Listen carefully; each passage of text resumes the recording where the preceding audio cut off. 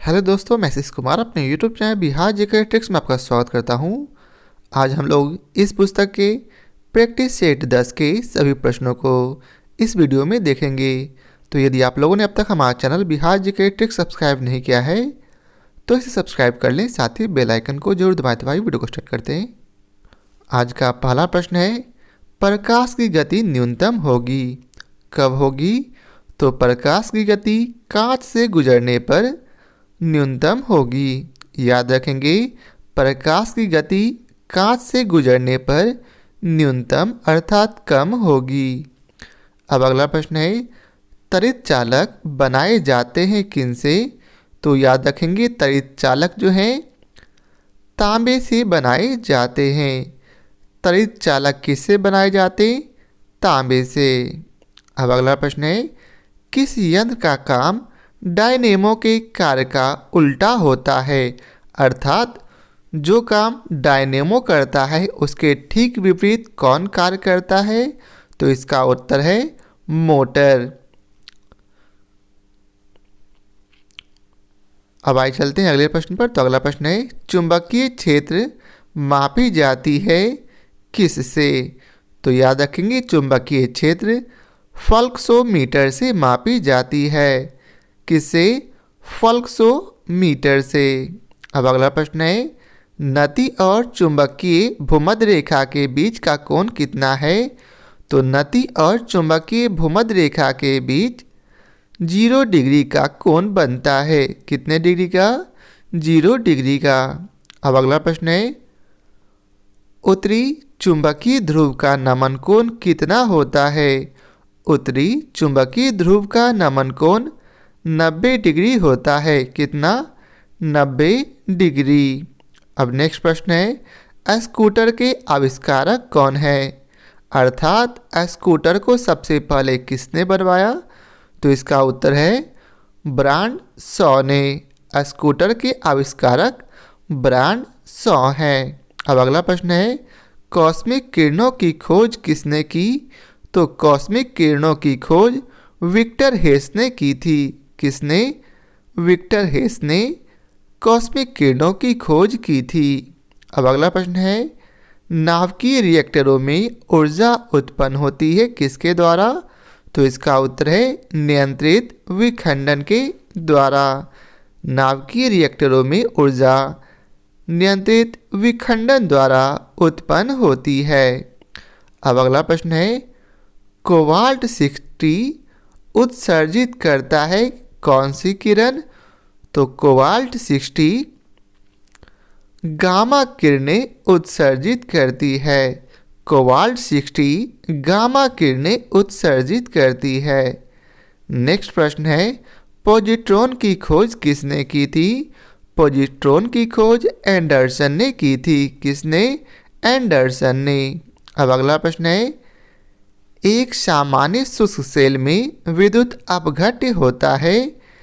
तो याद रखेंगे, एक सामान्य शुष्क सेल में विद्युत अपघट्य अमोनियम क्लोराइड होता है। कौन? Ammonium chloride.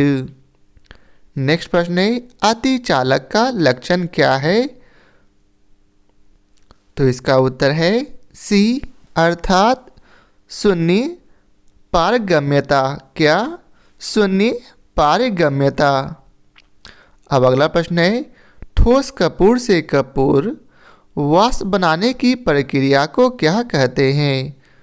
तो ठोस कपूर से कपूर वाष्प बनाने की प्रक्रिया को ऊर्ध्वपातन कहते हैं। क्या? ऊर्ध्वपातन। अब अगला प्रश्न है, वैज्ञानिक आर्किमिडीज संबंधित है किस देश से? तो वैज्ञानिक आर्किमिडीज ग्रीस से संबंधित है। किस देश से? ग्रीस से।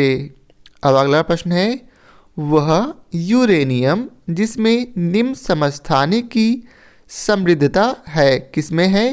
तो इसका उत्तर है यूरेनियम 235 में। किसमें? यूरेनियम 235 में। अब अगला प्रश्न है, ब्रह्मांड में कौन सा तत्व सर्वाधिक मात्रा में पाया जाता है? तो ब्रह्मांड में हाइड्रोजन तत्व सर्वाधिक मात्रा में पाया जाता है। अब अगला प्रश्न है, चुंबकीय याम्योत्तर और भौगोलिक याम्योत्तर के बीच कोण को क्या कहते हैं? तो याद रखेंगे, चुंबकीय याम्योत्तर और भौगोलिक याम्योत्तर के बीच के कोण को चुंबकीय दिक्पात कहते हैं। क्या? चुंबकीय दिक्पात। अब अगला प्रश्न है, सबसे अधिक भेदन क्षमता किसमें होती है? तो सबसे अधिक भेदन क्षमता गामा किरणों की होती है। किसकी? गामा किरणों की। अब अगला प्रश्न है, यदि पृथ्वी पर वायुमंडल नहीं होता तो दिन की अवधि क्या होती? तो याद रखेंगे, कम होती। यदि पृथ्वी पर वायुमंडल नहीं होता तो दिन की अवधि कम होती। अब अगला प्रश्न है, यदि किसी दर्पण को थीटा कोण से घुमाया जाए तो परिवर्तित किरण का घूर्णन होगा कितना? तो इसका उत्तर है 2 थीटा। कितना? 2 थीटा। अब अगला प्रश्न है, किस विद्युत चुंबकीय तरंग का तरंगदैर्घ्य अधिकतम होता है? तो इसका उत्तर है अवरक्त तरंग का।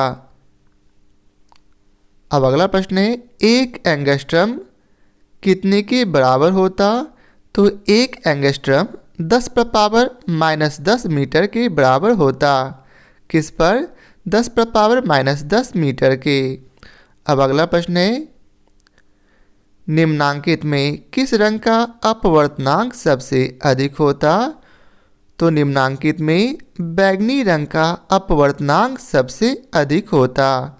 किसका अपवर्तनांक सबसे अधिक होगा? तो बैंगनी रंग का। अब अगला प्रश्न है, ऊष्मा का सर्वोत्तम चालक कौन है? तो ऊष्मा का सर्वोत्तम चालक पारा है, अर्थात मरकरी। अब अगला प्रश्न है, खाना पकाने का बर्तन का होना चाहिए?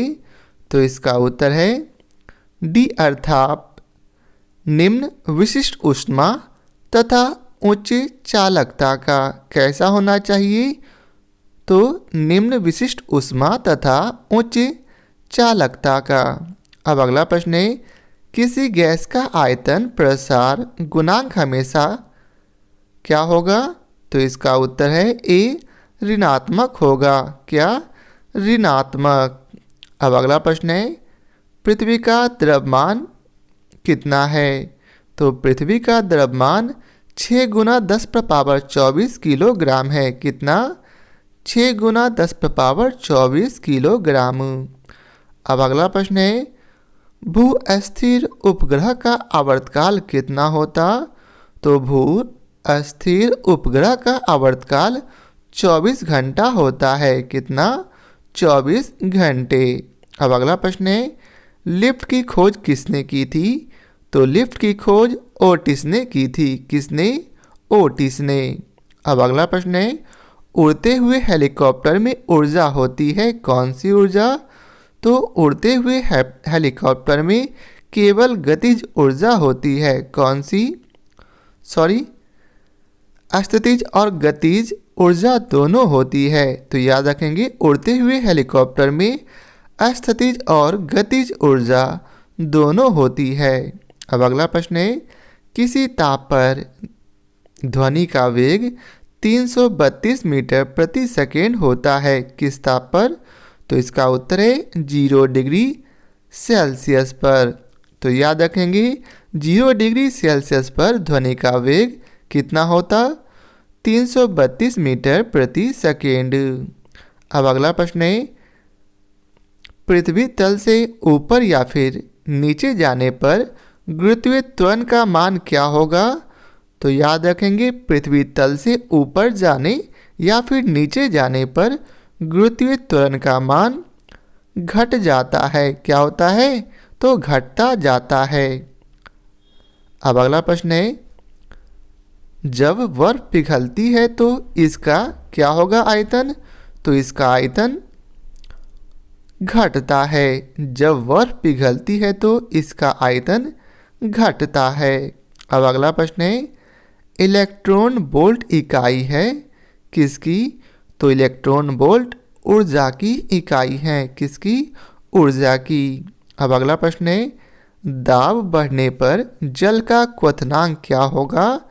तो दाब बढ़ने पर जल का क्वथनांक बढ़ता है। क्या होता? बढ़ता है। तो यह था आज के प्रैक्टिस सेट का आखिरी प्रश्न। आशा करता हूँ आप लोगों को हमारा यह वीडियो पसंद आया हो। यदि आप लोगों को हमारा यह वीडियो पसंद आया हो तो लाइक और शेयर जरूर करें।